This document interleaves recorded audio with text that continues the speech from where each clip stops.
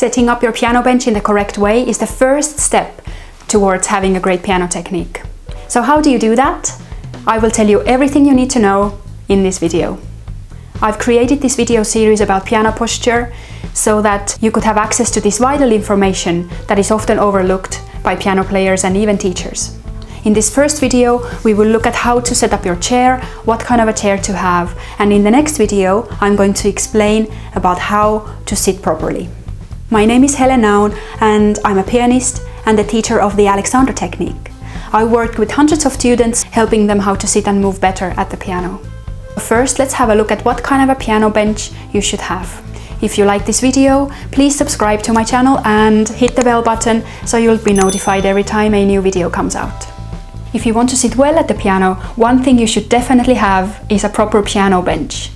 Invest in one if you don't have one, and make sure that you get a bench that is height adjustable and that goes high enough for your body proportions. So how high should you sit at the piano? This depends, first of all, on how tall you are, and second of all, on your own body's individual proportions. So if you take two people who have the exact same height, they might actually not have the exact same piano bench height. The best way to look at this is by placing your hand in a playing position on the white keys. You want to make sure that your wrist is about level, and when you're in this position, your elbow should be around the same height from the white keys or a little bit higher. If you happen to be a piano teacher and you teach younger children who don't use pedals yet, make sure that you place something underneath their feet so that the feet don't hang in the air. My students have a tendency to kick anything lighter that they can kick around, so I would recommend using something heavier, such as a box with books or anything that is not easily movable by little feet. So just a tiny side note for those of you who play digital pianos that may not come on a standard proper stand or proper legs. When you're able to adjust your own keyboard height, what you might want to do is set it at the standard height of a normal grand piano. Steinway grand pianos, the standard height from the ground to the top of the white keys is 71.5 centimeters. So that's probably the height you want to set the piano at. What is your greatest challenge at the moment when playing or teaching the piano? Leave a comment below, I'd love to hear from you. Now let's talk about the right distance from the piano. What I see a lot is especially younger children, but also seasoned pianists who sit way too close to the piano. One way of looking at this is looking at where your elbow is.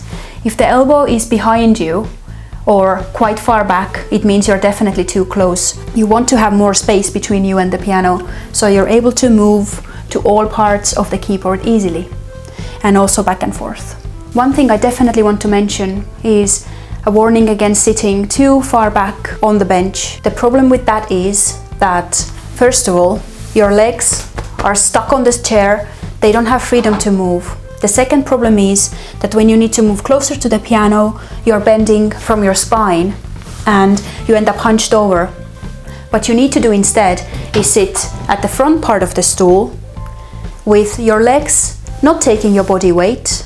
When sitting like this, your body has freedom to move from your hip joint, which is here lower down than bending from your spine, and this is a really healthy movement for your body. Just to let you know, I've put together a little guide about piano posture, so to download it, just go to the description and you'll find the link there.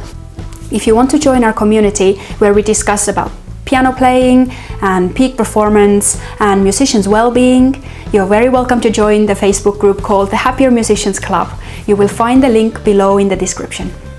In the next video, we will have a look at how you should actually sit at the piano and what's the best way to move when you play. In the third video, we'll focus on the hand posture.